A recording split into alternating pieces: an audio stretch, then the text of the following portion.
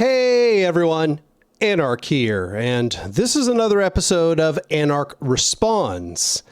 In this video series, what I do is I go look at the comments on some video or series of videos, and I choose a few of them that I think at least bring up points that were not addressed in the original video, or which I think will be entertaining for us to discuss. And the topic of the videos that I'm looking at today are the videos that I've done addressing anarcho-capitalism.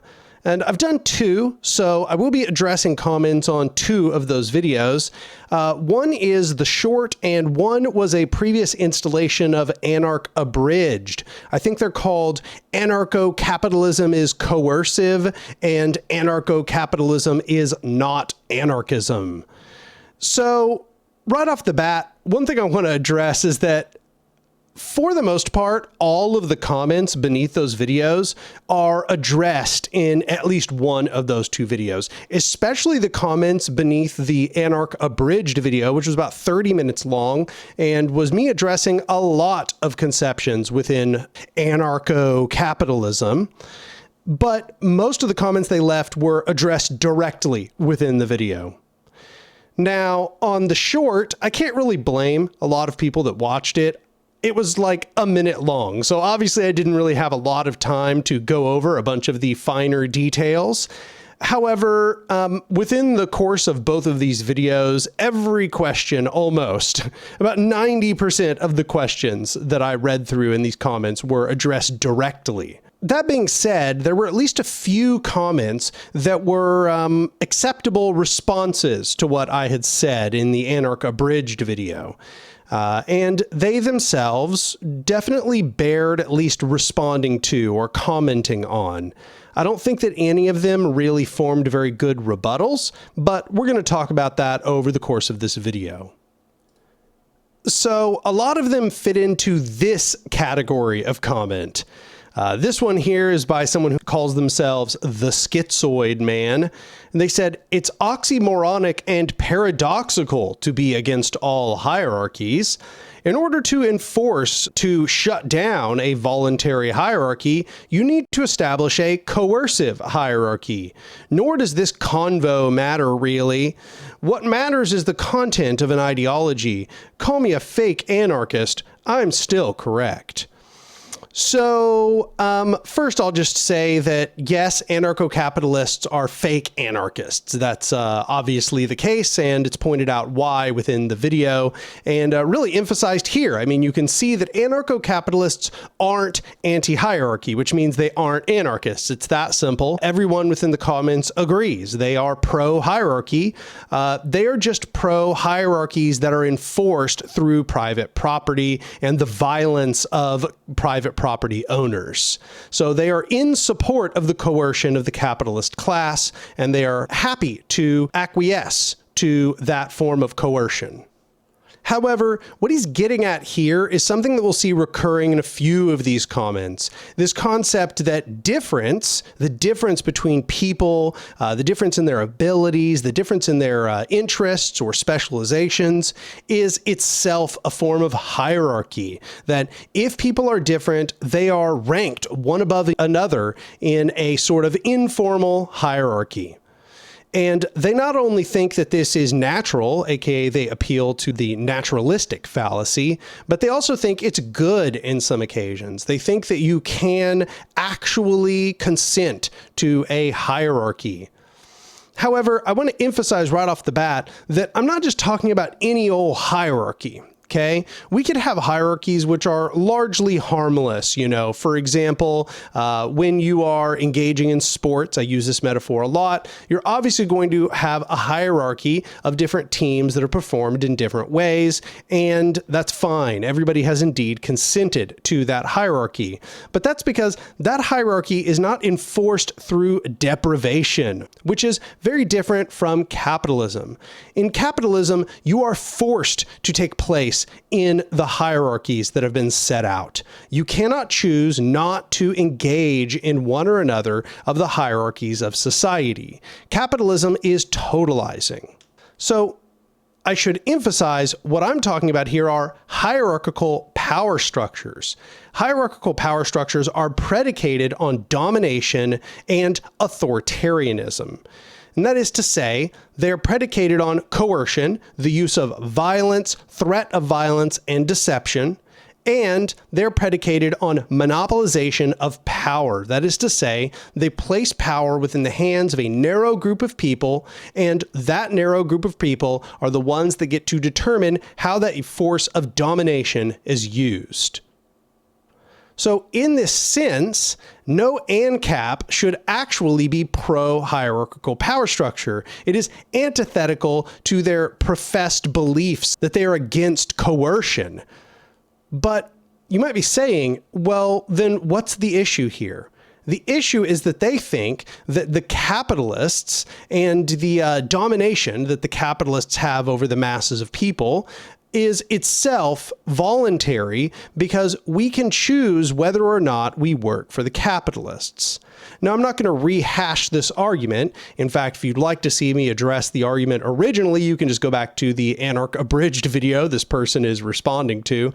I point out in pretty considerable depth how, in fact, there is no way that this can be a consenting hierarchy. And a big part of this is that the hierarchy at play here is one which, if people do not engage in that hierarchical power structure, they will be deprived of the basic amenities of life. They will not be able to eat. They will not be able to drink. They will not be able to have shelter. Capitalism is a totalizing phenomenon. Now, lots of these comments are going to get into the nitty-gritty, so we're probably going to return to that soon, but that is the main problem with this comment. So, the Night Watcher 1385 says, anarchism is ultimately impossible without banning free association, which you'd have to become a state to do anyway. This is very odd because free association is the basis or one of the main bases of anarchism. So this person, what they really mean by free association is the ability of people to engage in whatever kind of power structure that they please. And it should be said, this is why ANCAPs a lot of the time even support things like slavery, because they conceive that any contract, any agreement whatsoever, if it is an agreement, and somebody's not literally holding a gun to your head at the moment that it is made, that it is an acceptable agreement. And so what that means is they are fully willing to support things like slavery so long as you agreed to the agreement. However, I think we all recognize that you would only enter into a slavery agreement if you were already being coerced in one sense or another. So this idea that they have that you'd have to banish free association, what they really mean is you'd have to banish domination. You'd have to create some force by which the people could defend themselves from dominators, which anarcho-capitalists are. So here we have one which is by Genocide 709. And they say ANCAPs seem to not realize that the phenomena of merging completely undermines their entire model of economics. And yes, this is the fundamental problem with anarcho-capitalism. They don't seem to understand that power naturally concentrates and grows to larger and larger size. They have this delusional concept that the state is what allows mergers to get bigger and bigger. Some of them foolishly tried to appeal to the economic calculation problem as if that's an issue for companies like Google or Amazon or Walmart, which span the globe and are massive corporations and do not even need the assistance of the state to distribute the goods and services inside of their corporation or to the market. So this person is basically correct. This is one of the main problems with anarcho-capitalism. Under anarcho-capitalism, there would be no forces preventing the accumulation of power within the hands of a very small group of capitalists. And that very small group of capitalists would therefore just become more and more of a lordly class that is unassailable by the people. And I remember we have some comments in here which address the point of what would happen if there was concentration of power. So we will continue. So here we have one from Czar 6203, and they say, the problem with this thinking is that you assume that quote unquote real choice will be given if there's no struggle. I don't really recall that being said, but let's continue. The owner hire you with a wages and you agree with the treaty. Yeah, see, here we see that idea that they think that if there is any agreement whatsoever, if a contract is signed, it is by definition voluntary. If you feel like being exploited, nothing is stopping you from quitting and finding a new employment. Also, private ownership is not hierarchical. They hire you to work for them. If you hire someone to build your roof and say that the roof is yours, is it hierarchical? The state is hierarchical. State, commune, syndicate, union, social, they're the same. Saying anarcho-socialism is like saying non-state state, an oxymoronic term. Yeah, so I mean, there's just like every sentence is wrong in its own special way here. I mean, first of all, right off the bat, I have no idea what they mean. Why you assume that the real choice will be given if there's no struggle. That's very odd. But the owner hire you with a wages and you agree with the treaty. Yeah, see, here we have this idea that everything is determined by contract, that if any contract is signed, it's good, it's fine. Of course, this is debunked by the other video, the Anark Abridged video, but just looking at the formatting here, it looks like this person was probably responding to the short. They said, if you feel like being exploited, nothing is stopping you from quitting and finding a new employment. Here's the problem. All employment is exploitative under capitalism. That is its basis. Its basis is using your labor to derive profits for the capitalist. So every single employer you go to will be exploiting you to one extent or another. And then they just kind of claim, they just say, and this is a recurring theme in these ANCAP arguments I've noticed, they just claim things. They don't really back them up with any sort of like philosophical, rational, ethical argumentation. They just say things. Also, private ownership is not hierarchical. However, this really contradicts what a lot of these other commenters are saying, is that no, private ownership is hierarchical, but it's voluntary hierarchy. When you go to a business place, that's voluntary. In fact, in their previous sentence, they were saying that private ownership and being hired and working for a wage is voluntary. So which is it? Is it hierarchical, but it's voluntary, or is it just not hierarchical? They say if you hire someone to build your roof and say that the roof is yours, is it hierarchical? Well, here's the problem. You are presuming we are working in a capitalist economy. In a capitalist economy, obviously somebody who comes and just works on your roof and does not live in your house is not going to own your house. But also, even in an economy wherein we have ownership through use, obviously someone who just like works on your roof is not going to own your roof because they don't live in your house. So this isn't really a sensical response. Then they just say, I think for them, this must have been a significant point. They say the state is hierarchical. State, commune, syndicate, union, social, they're the same. Here's the thing. Notice how they think that all capitalist contracts completely voluntary. But if you form a union to defend yourself, if you create a syndicate of unions to defend yourself from the capitalist, oh no, that's coercive. It's coercive to defend yourself from exploitation by the capitalist. This really demonstrates the true bankruptcy of their ideology. This is just how shallow their conception of everything is. But to be fair, this person is even less consistent than a lot of the other ANCAPs who responded to me. Here we have another one, which I find very entertaining. This is sort of a recurring one, but I find this to be one of the weakest of all the points. It's not really one that I addressed in the video, so here I am addressing it. They say, at Hans Minaris says, how could you redistribute wealth of the richer classes without coercion? They are the richer classes through coercion.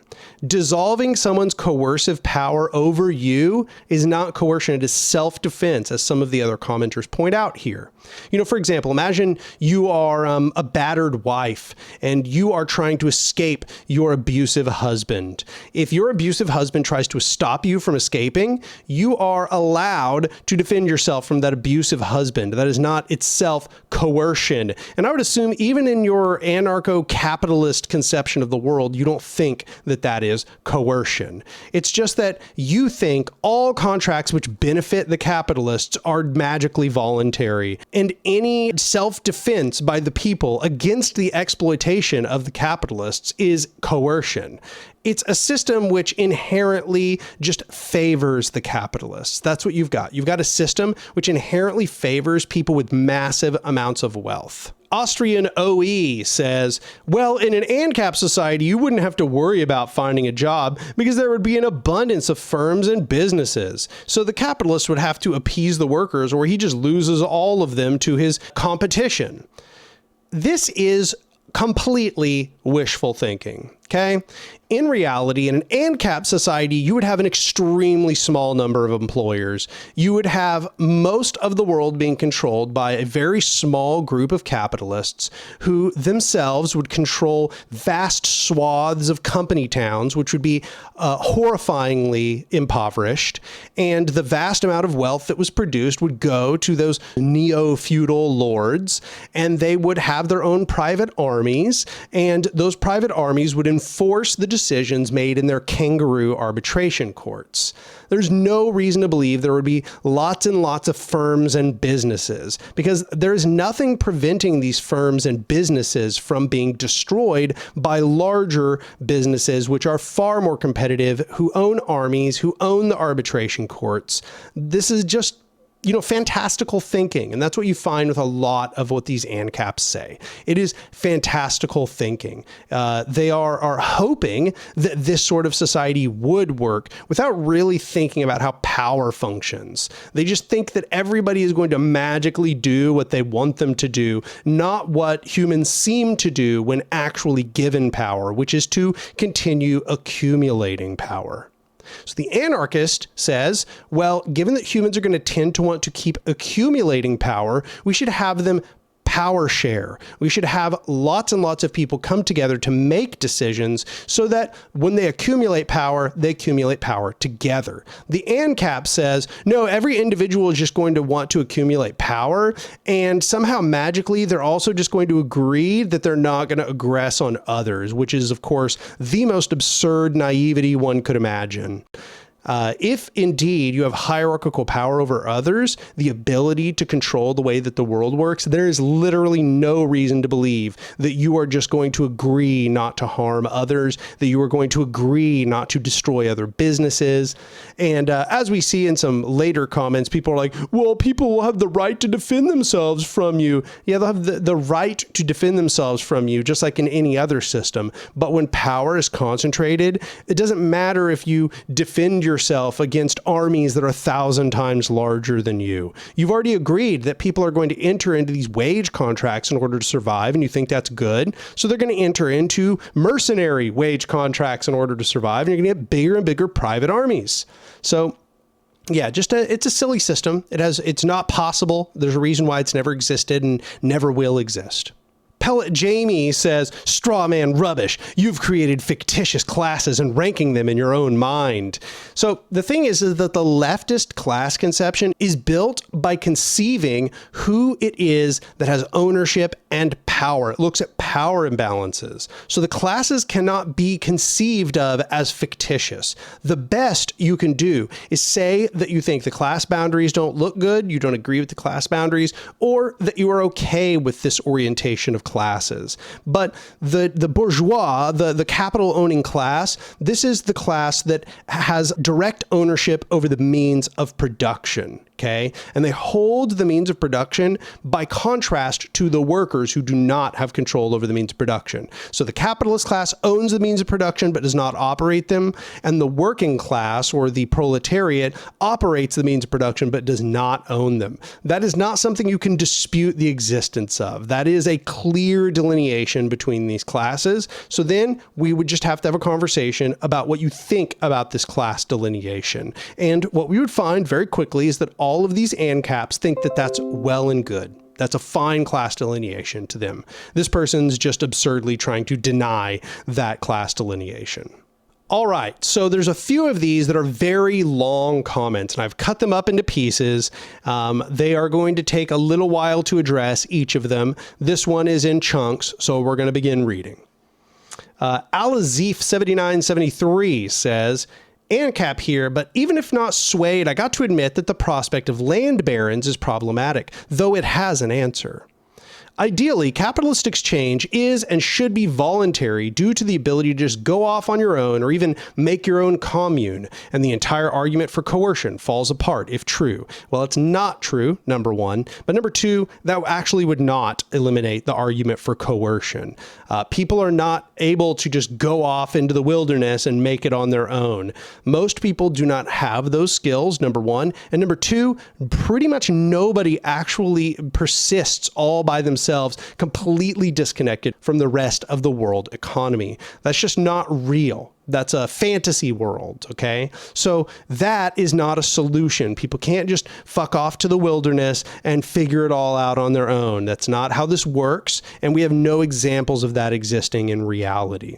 So what that means is capitalist exchange isn't voluntary. Capitalist exchange, as was already discussed in the original video, always comes at the end of the barrel of a gun, and it will be the barrel of the gun of private militias, as we've discussed. They say in modern society, this is not true. Hell, even being homeless is illegal. I assure you that in an ANCAP society, it would be as well. They don't want homeless people in their company towns that will be, of course, these sort of debilitating hellscapes. They want those homeless people to go out into the wilderness and die. So they would probably just push them out of the cities because, well, there's really no protections in a society like this. And therefore, those homeless people would probably just starve to death. So there's really no reason to imagine that this system would deal with homeless people any better. They say this isn't feasible for anyone when certain corporations, Monsanto, BlackRock, etc., can own half the space of a country, preventing you from just making a little cabin and garden as well in the woods. This is not the only thing preventing you from doing that. You can go do those things to some significant degree. You can go off and live in the woods. In fact, even a lot of property that is owned privately, like by those big corporations, they're not going to know if you're out there on that property a lot of the time. So no, you could totally go do this in current society. I agree with you that the ownership of those large swaths of land does make it more precarious, but there's no reason to believe that large swaths of land are not just going to be owned similarly in some ANCAP society. In fact, there would be no protections against it. So capitalists would just buy up every single piece of land. I don't see any reason to believe that somehow there would just be these vast, wildernesses that the capitalists wouldn't own. We're looking at the transition from current society to that future society. So your Monsantos and your BlackRocks, all of these capitalist entities would just continue to exist, and they would move into the future, this deregulated future that you want as the power structures. They would be the dominant power structures as you moved into this future. And their little piddly competitors down at the level of normal humans would just be crushed into non-existence by their private mercenary militias. And then they point out that most of the land is unmanned, unused, unproductive, and speculative. But once again, there's no reason to believe that would end in an anarcho-capitalist society. So they continue. Something of note is that typically ANCAP subscribe to not just the NAP, but also you only own what you can theoretically defend. Yeah, that's very similar to the state's ethos. They say things like intellectual property are null or limited to some future free market solution because it is indefensible. No, it's not indefensible. It is very defensible by large corporations. You try to manufacture the thing they have intellectual property on, and they will send their mercenary militias to stop you. And you'll say, oh, that's aggression. Says who? They're going to tell you that that's aggression to you trying to cut in on their profits. Who are you to tell them otherwise? They control the courts. They have all of the guns. How are you going to stop them? With your own gun all by yourself? Just one person? Well, you're screwed. Sorry to tell you, they have a mercenary militia. So no, in fact, those things would still continue to be defensible. In fact, they might be more viciously defensible under the system that you advocate. But also this would apply to land barons, they say. It is one thing to own large swaths of capital and land and through voluntary trade agreements manage and produce and have presence through yourself or those on behalf of you on that land to occupy it. But no one can ever do so for hundreds of miles of random land or multiple neighborhoods and city worth of empty houses. No, that's totally possible. Once again, the state can do it through force of violence, and so could these massive corporations. They say, hell, if you settled on part of their lands, they likely won't know for years. That's how it already is now. Squatters' rights and the general concept of abandoned property touches on this. Why would you care if the property is abandoned? If they own it, they own it. So sorry to tell you, they are still going to be able to oust you from their land if they own it. So there is no such thing as quote unquote abandoned property under your conception. They've signed a contract, and if you settle on their property while they contractually own that land, they have every right to shoot you. That's your conception of how this works. They say the unfair allocation of land is primarily only possibly held up due to state interference in the first place to provide such an army and task force on call, working essentially at no cost to the land controller to defend it for them. That doesn't matter. We all just pay taxes for those things. They would just be able to pay for those things themselves because it's not going to be a bunch of small landowners owning those things. It's going to be a few massive landowners. All the land is going to end up being owned by those land barons. You've presented no reasoning as to why that's not the case. They're going to have massive private militias which will enforce their claim. They say without state involvement, the risk and cost of owning so many resources would be sky high and unfeasible with regular challenges and taking of the undefended land. It's essentially abandoned property and thus justifiable to homestead non-violently. Yeah, you say that, but by your own conception, that's not true. You are aggressing on them if you try to settle that land. They say every ideology has finer points of debate. Here it is NAP versus you only own what you can defend. But the fact this debate would enter the court of public opinion at all and cost the previous owners enormously to maintain and likely be unmaintainable should at least show an element of voluntary association of one's labor and viable self-creative or communal alternatives without a threat of starvation and lack of shelter. Now you've failed to demonstrate that. The monopoly over resources, which obligates one participation in capitalist society, is a byproduct of the state, not of capitalism as economics. No, once again, you have failed to demonstrate that. And a suggestion of future monopoly imposing such restrictions is speculative at best. No, it's the opposite of speculative. It is looking at the real accumulation of power under capitalism as it has always existed. Ever since its foundation in the early 15 and 1600s, it has always been a force for monopolization and the concentration of power. That's what it's always been. This is not speculation. This is looking at things as they actually are in the real world. What you're doing is speculation. They're saying it's akin to saying an anarchist commune will inevitably raise its own state to force people to work where they need to. Well, but we have examples of anarchist communes, and they don't do that. So this isn't pure speculation. The difference between your ideology and anarchist ideology is anarchists can look at real examples of their ideology being put into practice, and your concerns don't come to fruition. Whereas anarchists can look at the real exhibitions of your ideology, at least, the most of it which can exist in the real world, which is to say capitalism as it is, and it does lead to the things that we are afraid of. So there's just no symmetry here. So next comment is by the Darwinist 672. They say, question, what's stopping you from starting a co-op? I suppose there's nothing stopping me from starting a co-op. I've started more than one co-op, in fact, and many co-ops are started every single day. That is not really relevant in any way that I can see. But I assume, just being charitable to your understanding here, you must be talking about in an anarcho-capitalist society.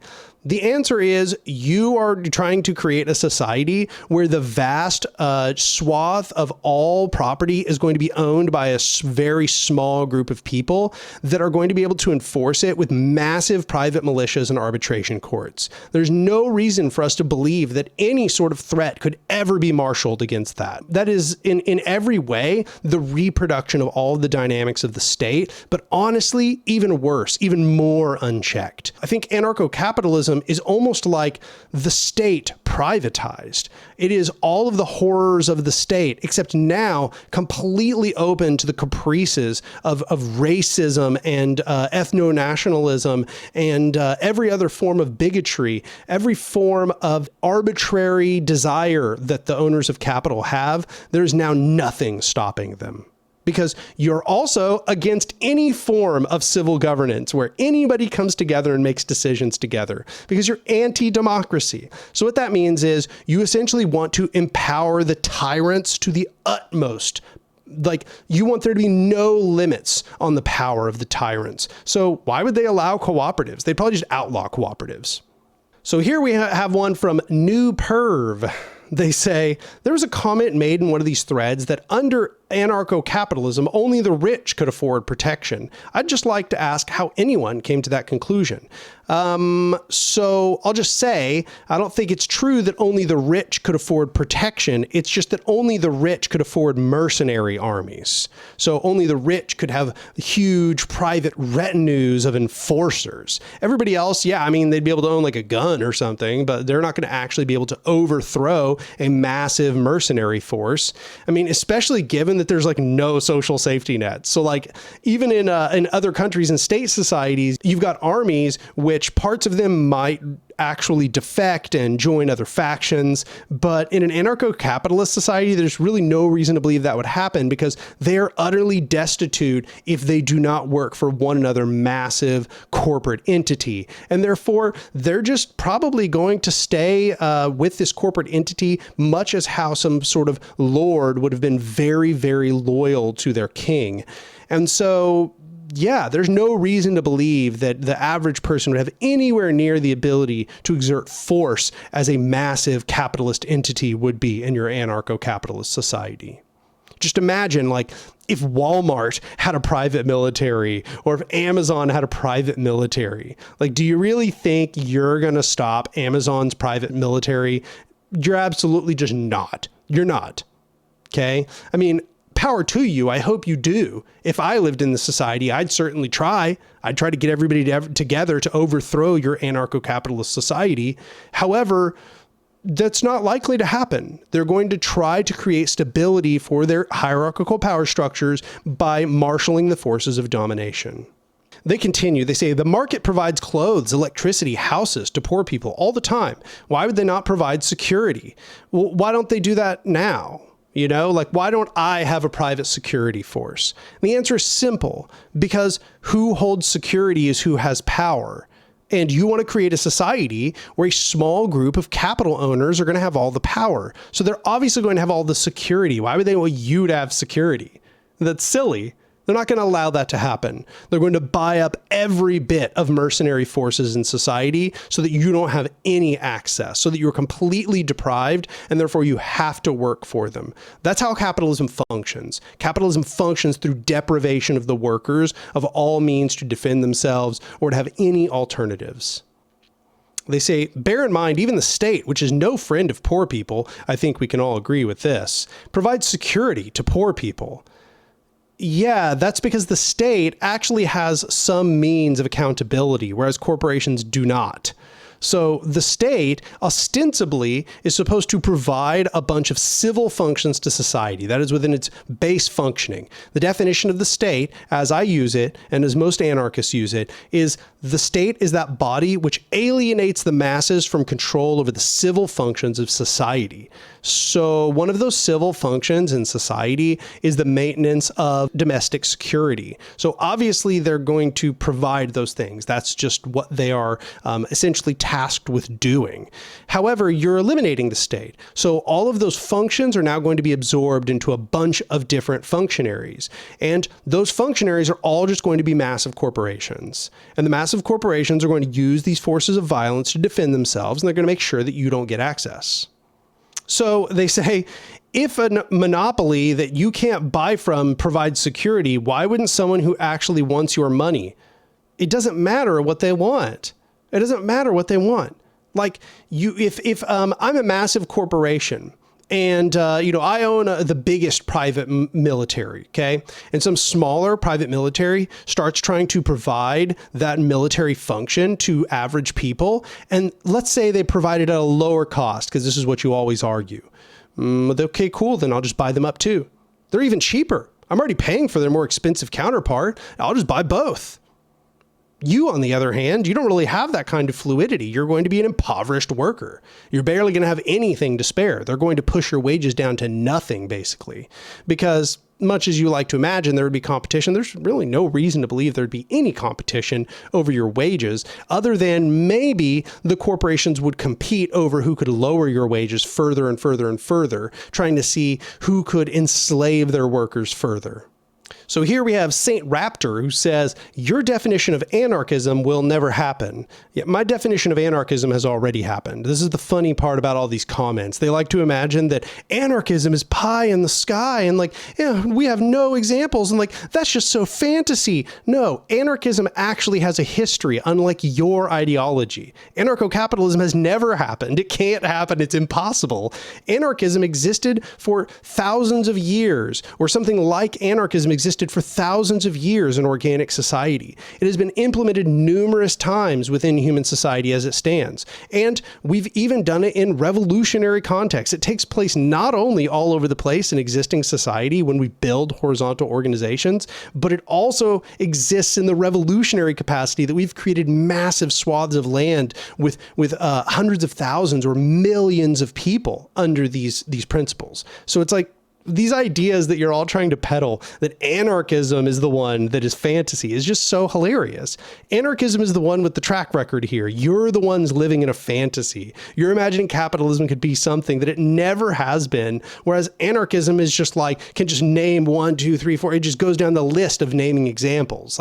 Anarchism has examples. You don't have examples. So they say power structures will always exist. Indeed. Anarchists seek to make horizontal power structures and to dissolve hierarchical power structures. They say even something as simple as a father telling his son not to do something stupid is a use of power. Yeah, that's fine. There's nothing hierarchical about that. Once again, all these ANCAPs confuse difference with hierarchy. Difference does not mean domination. They say, by the way, I'm only curious in anarchy, but so far, the only realistic form of anarchy I've seen is ANCAPs, which have never existed. I don't know how you think that's realistic. Or maybe syndicalists, which has in fact existed, yes. Mostly because the syndicates can exist within the ANCAP society. Weird how anarcho-syndicalism has existed without your ANCAP society. Your ANCAP society has never existed. And yet, what makes syndicalism realistic is that it can exist within your fantasy society. Yeah, that's anarcho-capitalism in a nutshell right there. All right, so this is another one of these that's pretty long, so we'll go through it. Chapelin says, interesting video, but I have some saying about it. They say libertarianism is about individual rights, property rights, the free market, capitalism, justice, or the non-aggression principle. Individual rights are property rights, and justice is just giving someone his due, which depends on what his rights are. They say a property right is simply the exclusive right to control a scarce resource. And no, they're wrong. It doesn't have to be a scarce resource. It can be any resource. Property rights specify which people own various scarce resources in a given region or jurisdiction. Yes, I mean, that's part of the truth, yes. Libertarians often forcefully assert the non-aggression principle. As Ayn Rand said, as long as men want to live together, no man can initiate, you hear me? No man can initiate the use of physical force against others. That's just a lie. None of you believe that. You all believe that you can initiate the use of physical force if it is in defense of property that you've gained through contract. And as has been discussed in previous comments, you are okay with the use of aggressive violence against anybody that threatens what you've agreed to in your quote unquote voluntary contracts, which, as we've also discussed, are really not voluntary. Also, funny to cite Ayn Rand, who's probably one of the worst human beings to ever exist. They say the libertarian principle rests on a central axiom that no man or group of men may aggress against the person or property of any other person. This can be called the non-aggression axiom. Assault is defined as the initiation of the use or threat of physical violence against the person or property of any other person. Aggression is therefore synonymous with invasion. Yeah, I'm sorry to tell you that not only do you not really believe in that, as was just discussed, but also that's just not something you can really ensure. In fact, the society that you want is a society where that will be commonplace. In fact, that will be the norm until these massive corporations have accumulated all property and held it under their dominion through threat of violence. So this is just a pipe dream. This is a fantasy. They continue. Libertarianism also holds that while the initiation of force against another person's body is inadmissible, force used in response to aggression as defensive, restitutive, or retaliatory punitive force is justified. Yes, well, I think what you're going to find is that most people using force in your society are going to conceive that they are doing it in retaliation to somebody else violating their property rights. Everybody is going to be able to frame what they're doing as being justified. And that's just going to define the state of violence in your society. Libertarians apply similar reasoning in the case of other scarce resources, namely external objects in the world that, unlike bodies, were at some point ownerless. If this were the case, then you would believe that capitalists don't have any rights to the large swaths of land that once comprised the commons, because the commons were created through enclosure with the state.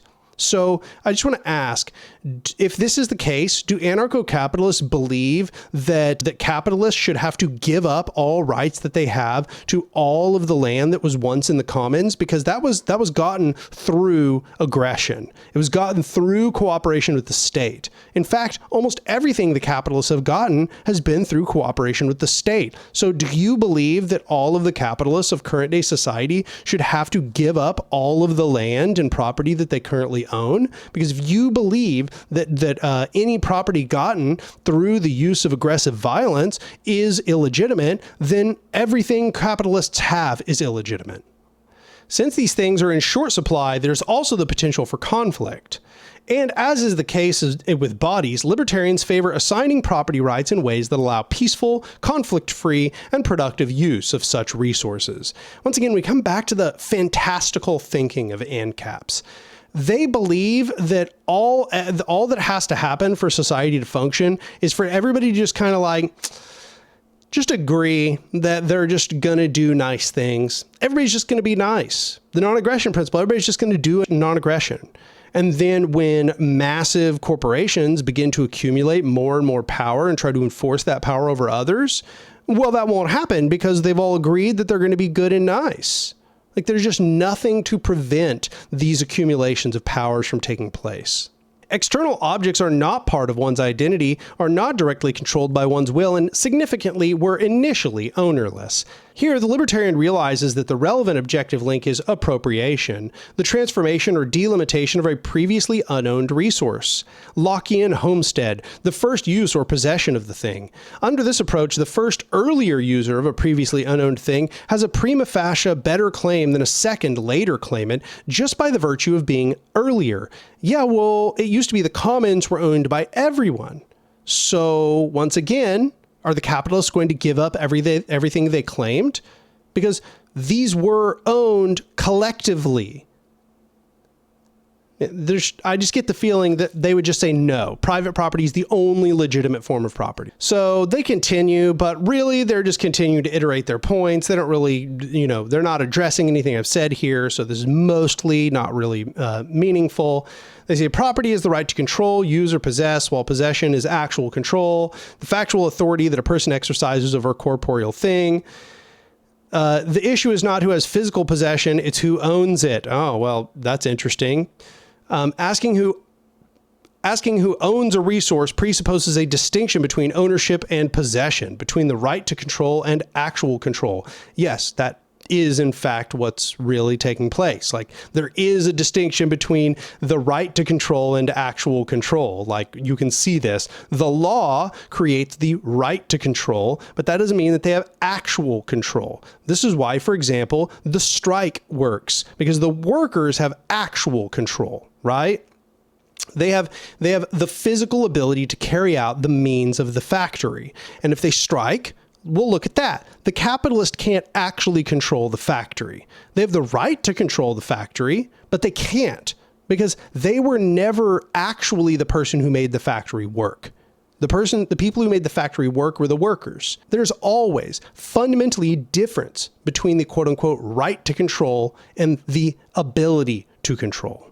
So you say, and the answer has to take into account the previously ownerless nature of things, namely that they must eventually become the property of a first owner. Except for the fact that these were all collective property.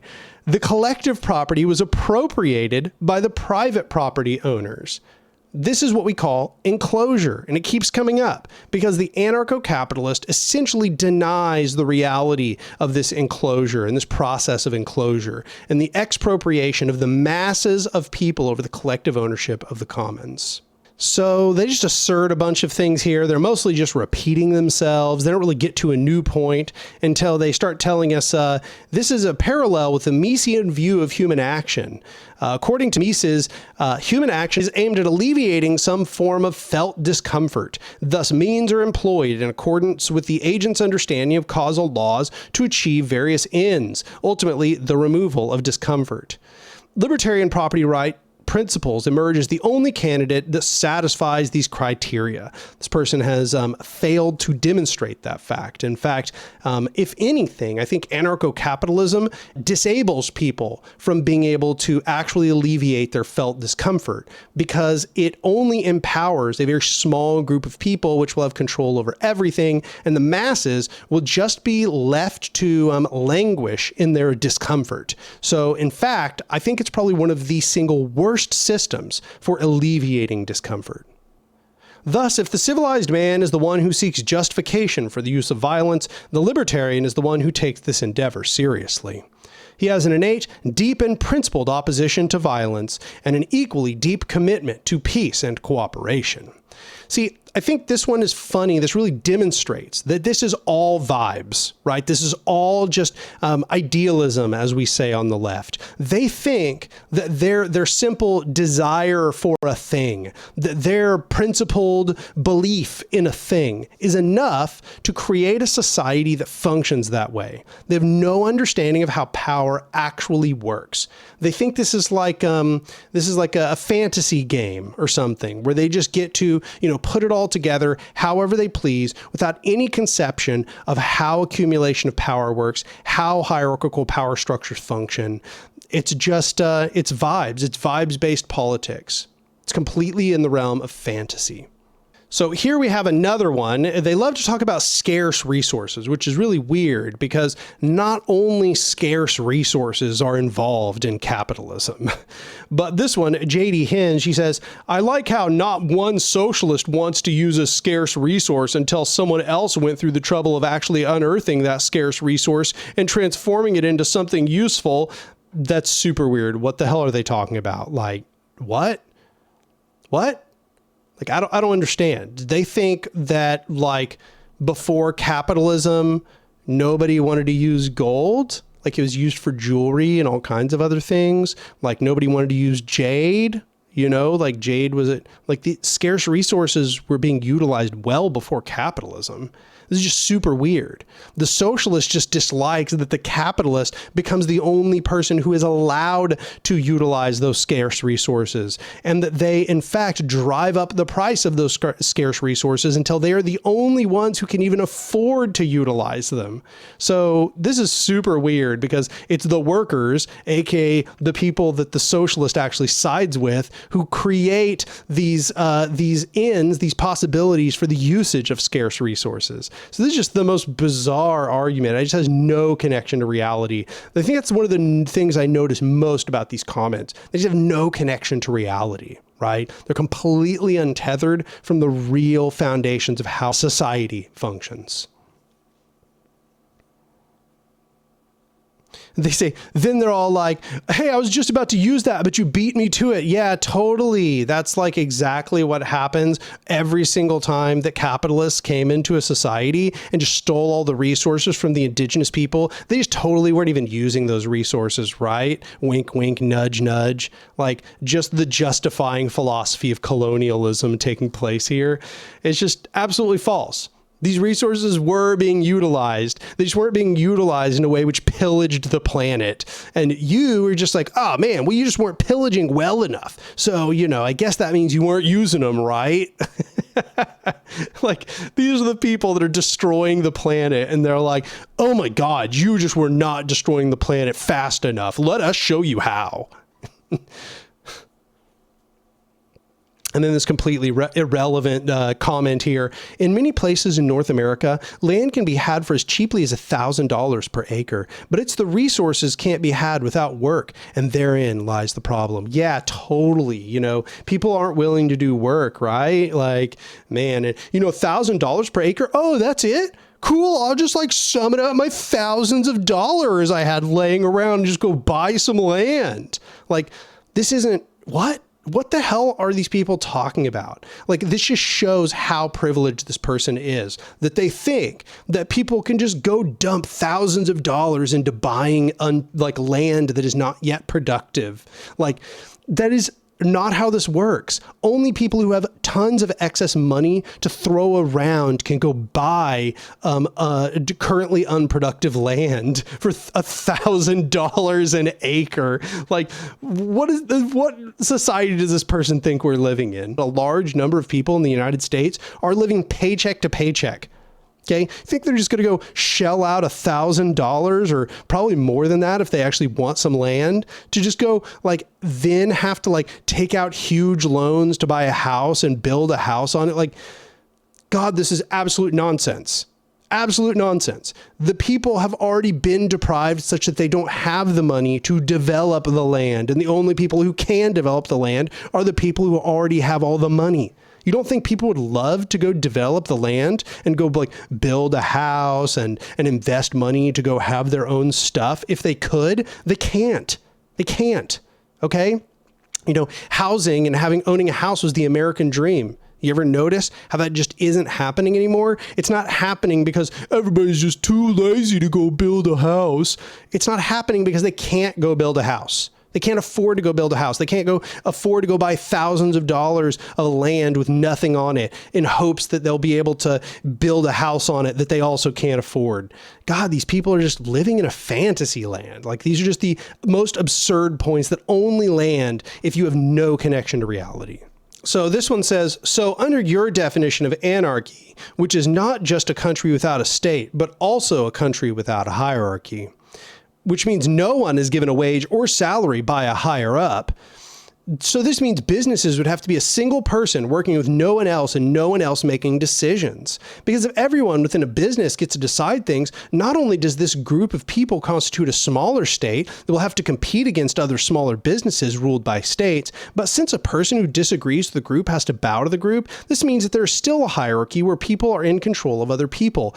My God, this is absolute brainworms. This person is contradicting themselves within the sentences. Like, the sentence doesn't even end before they've contradicted their own thought. Clearly, they're just so scatterbrained. Like, okay, so the business would have to be a single person working with no one else and no one else making decisions. Why can't they just make decisions together? Why not? Why can't that happen? That's what happens in worker cooperatives. Then they say that if people came together to make decisions, that would be a state. Once again, just incoherent. This is not, the state is the body by which people are alienated from control over civil governance. It is not when people make decisions together. Okay, the ANCAP has a completely incoherent understanding of everything, including the state. So if it's a state when people come together and make decisions together, how is it not a state when the board of a corporation makes decisions together? How is it not a state when people and administration and management make decisions within the corporation? I thought I thought it was a state anytime people make decisions together. But now apparently it's just not a state so long as there is a small group of rulers who get to make the decisions for everyone else. That's super weird. I thought for you, anarchy meant no rulers, but now it sounds like the only way you would consider there being no state is if there was rulers. These comments are just absurd. These comments are just so absurd. Some of these, it's like, okay, at least I understand your train of thought, like a couple ones back, the really long one. It's like, okay, this is silly, but at least I understand your train of thought, right? It's like you're living completely in the realm of philosophy and have no grounding in reality, but at least there's like a train of logic. This is actually very indicative of a lot of the comments that I got. The ANCAPs don't even think things through like 5 steps, to the degree where they try to make a comment like this and it's contradicting itself before it even ends a single sentence. The sentences are contradicting each other. Also, I like this idea that somebody having to go along with a decision that they don't necessarily like, that is a hierarchy. It's like, imagine me and a group of friends got together and, 3 out of the 4 of us wanted pizza and the 4th one wanted tacos. But, we all came to an agreement. We're going to get pizza. Is the person who wanted tacos, is the 3 people, is that a hierarchy over them?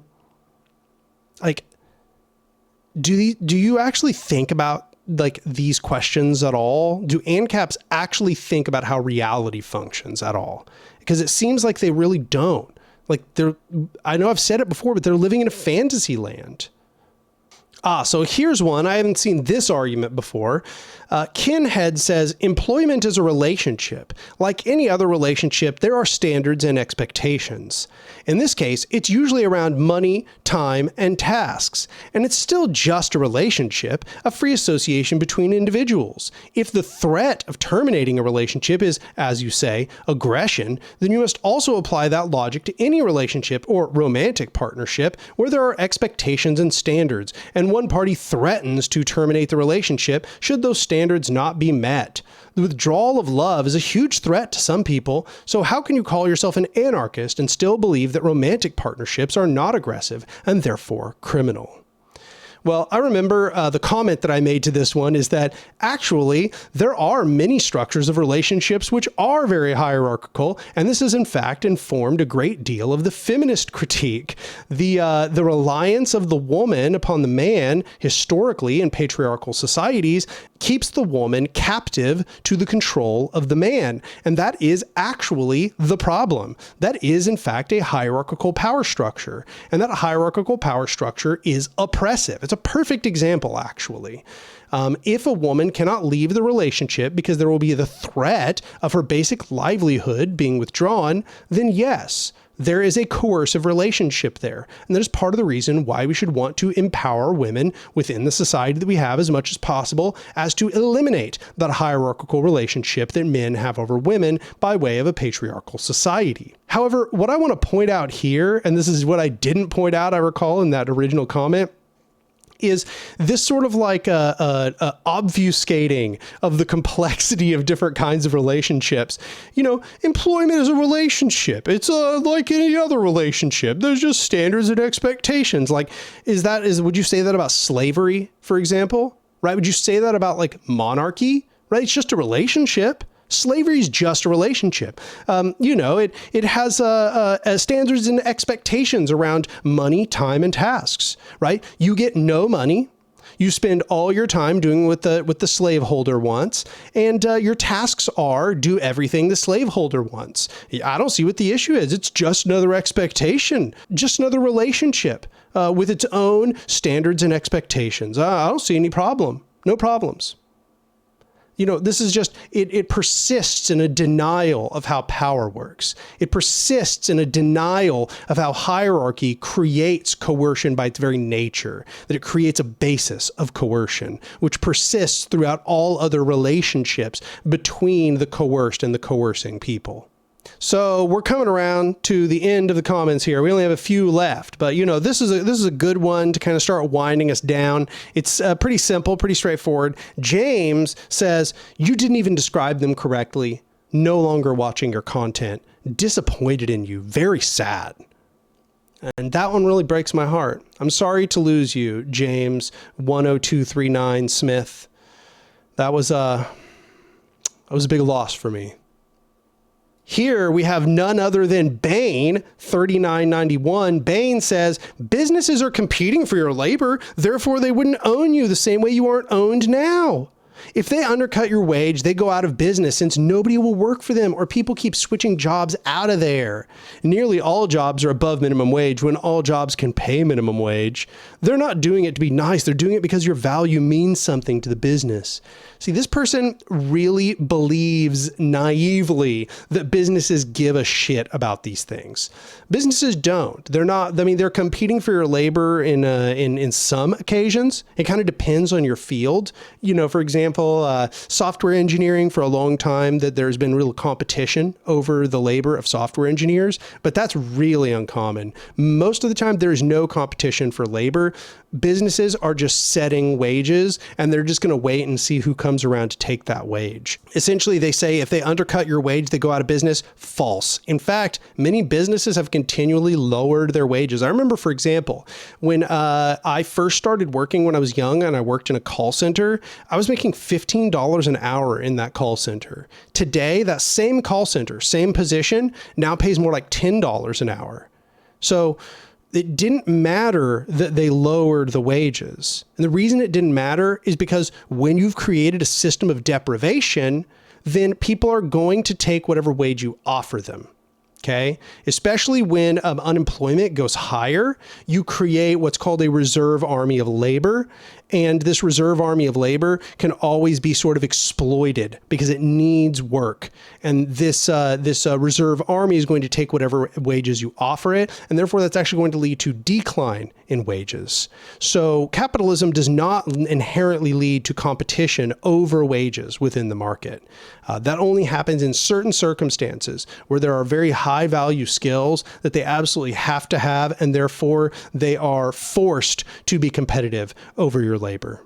And they say nearly all jobs are above minimum wage when all jobs can pay minimum wage. Yeah, obviously that's the point of minimum wage. It'd be illegal to do anything else. Yeah, and they say they're not doing it to be nice. They're doing it because your value means something to the business.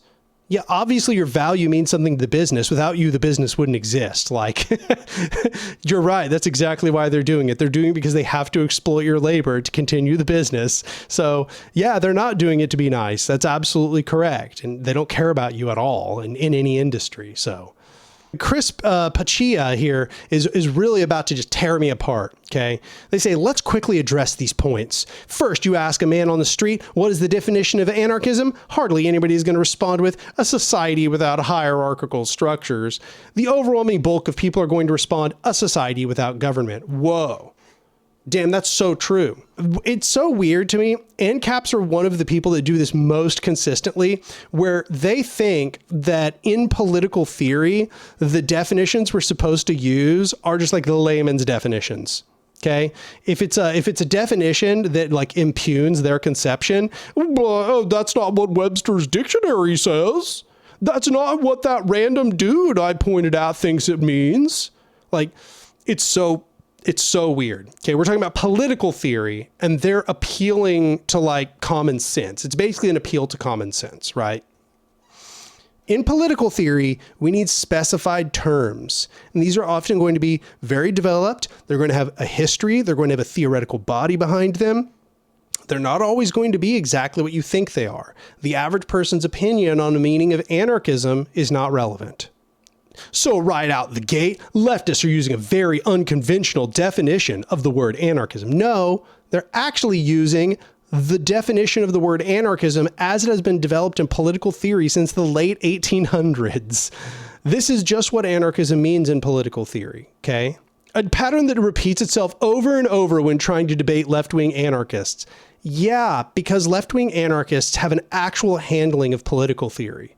Like, it is required that you understand political theory to some degree in order to be an anarchist, as it's not as if you're going to get taught what anarchism is in K through 12 or even in most colleges. So anarchists have to be well studied, whereas right-wingers just really regurgitate a bunch of shallow talking points that they all just repeat to one another. And as we've seen in the short and the video I made, the Anark abridged, and this video, these points fall apart under even the slightest scrutiny. They only persist through repetition, the naturalistic fallacy, and appeals to common sense, but they don't stand up to any amount of rational argumentation.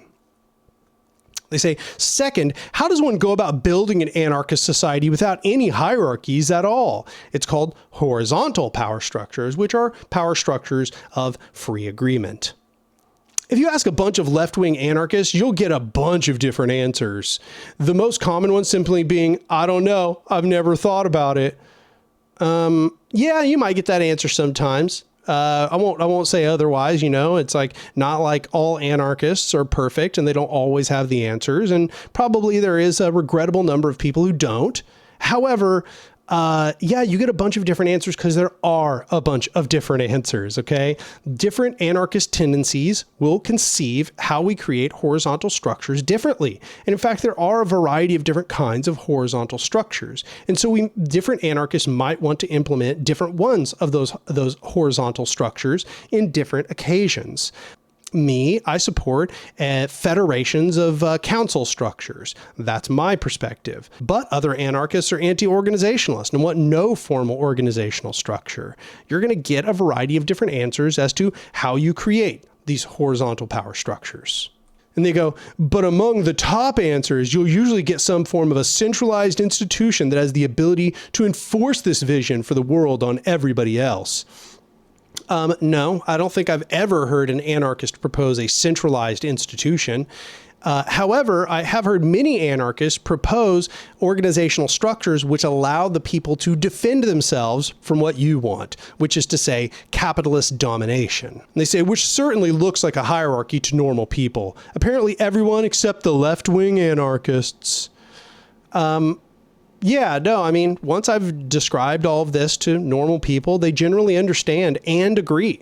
They're all, like, most people are super down with what I've described.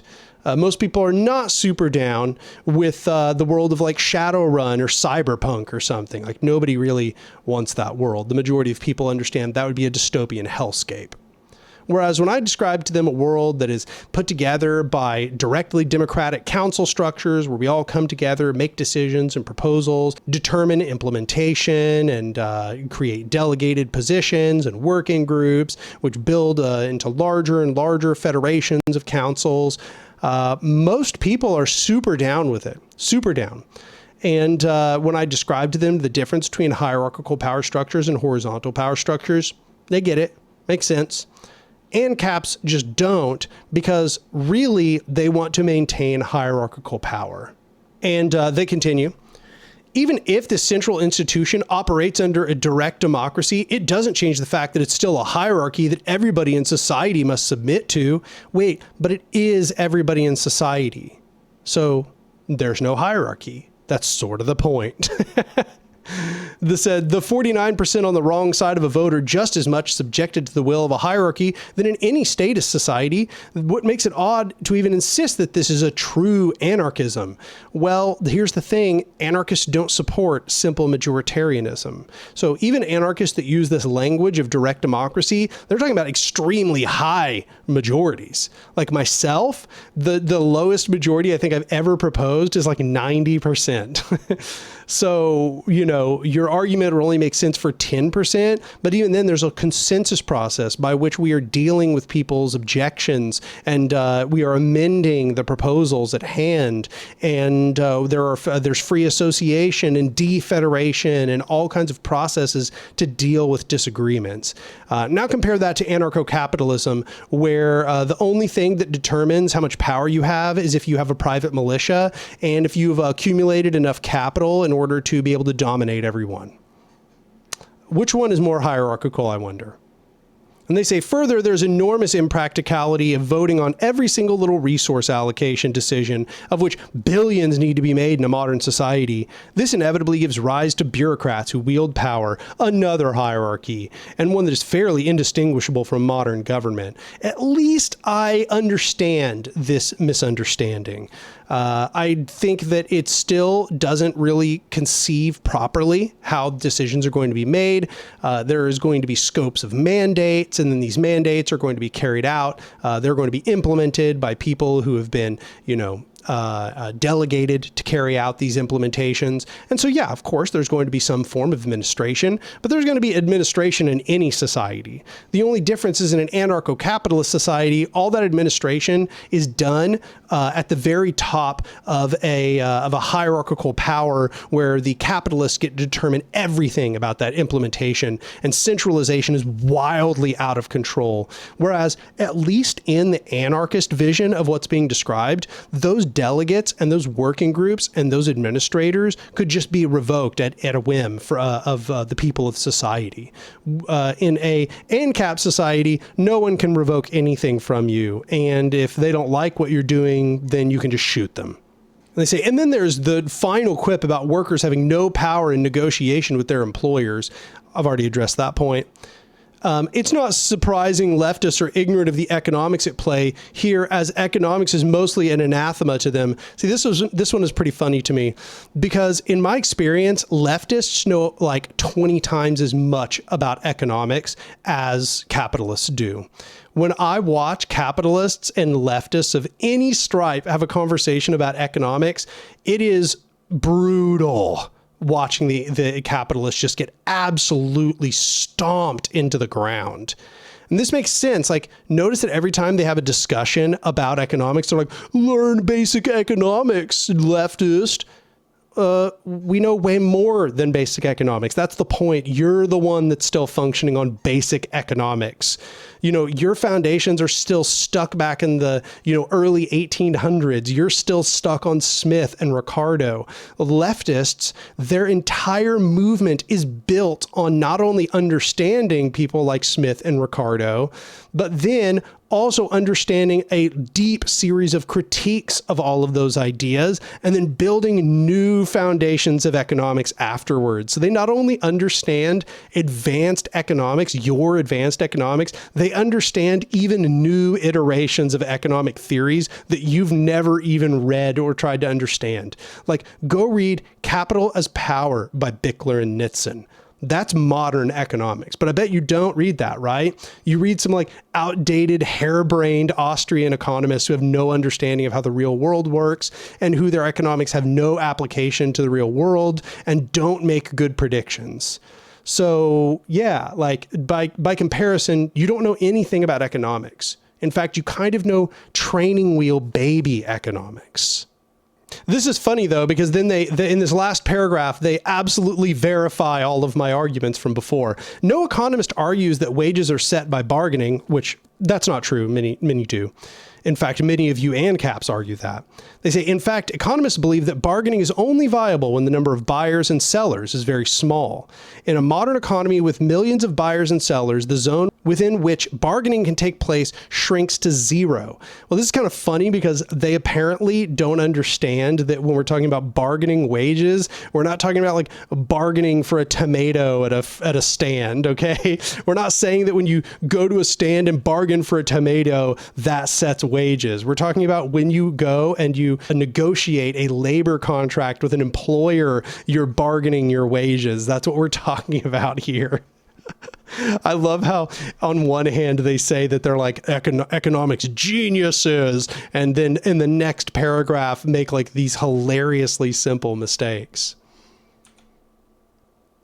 They say, but that's not a problem for the workers because competition between firms drives wages well above subsistence level. Super weird how before we had like robust wage laws and the implementation of the New Deal and social safety nets, that in fact, wages were nearly subsistence level. It's when we raised minimum wages and created more social safety nets that those wages went above subsistence. What a weird coincidence. Super weird. They say it's why in my state, for example, the legal minimum wage is the federal minimum of $7.25 an hour. Yet you won't find anyone to hire if you offer even $15 an hour, because all other companies are paying even more than that. 17 to 19 is a common starting wage for people with zero experience. Well, I don't know what kind of bougie place you're living, but where I live, it's $7.25 an hour, and people would love $15 an hour. In fact, I know people in management who are making $15 or $16 or $17 an hour. So sounds like you are very privileged.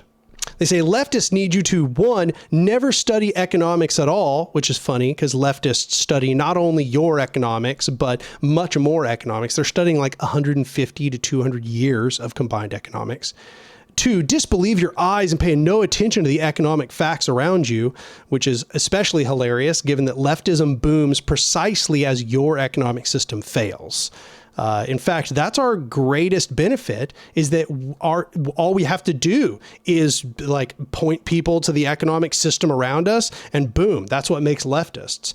That's, for example, what made me a leftist was the 2008 financial crisis. You are the ones telling people to disbelieve their eyes and ears. People know this system sucks. Okay. Like, so many people know that capitalism sucks that we have enormous insurgences of socialism and communism and anarchism. And even in the right wing, many of them hate capitalism, but they turn towards fascism instead. So it's like, you're literally the one pretending that the economic system is not what it is. Everybody else can see it very clearly. You're delusional.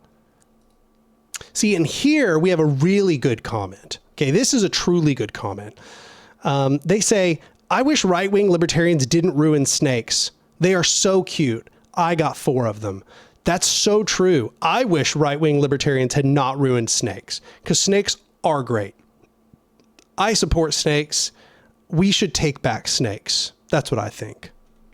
So I'm just going to stop it there. There's a few more comments that I'd taken, but when I read through them, I realized that they're just repetitions of things I've already addressed. And I think you can see here that there are no good objections to these arguments. Okay. Like, these all come from a place of ignorance and fantastical thinking.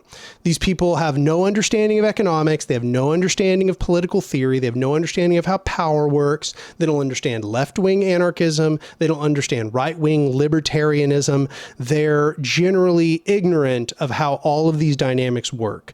Now, I'm not going to tell you whether they are good or bad people, whether they're smart or stupid or any of that stuff, but they do in fact lack knowledge. They don't understand any of the dynamics here. They have a vibes-based, fantastical politics. They're a perfect example of what we mean when we say idealism on the left. They live in a world of ideas that has no connection to reality, and then they are trying to impose their world of ideas onto reality unsuccessfully. And reality, functioning as it does, doesn't care what they think, right?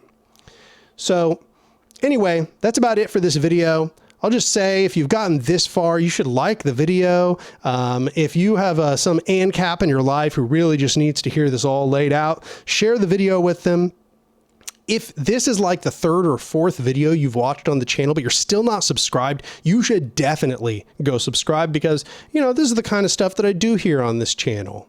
Lastly, if you support what I'm doing on this channel, you should go become a patron for any amount, $2, $5, $7, $10, $12, $20, whatever. Okay.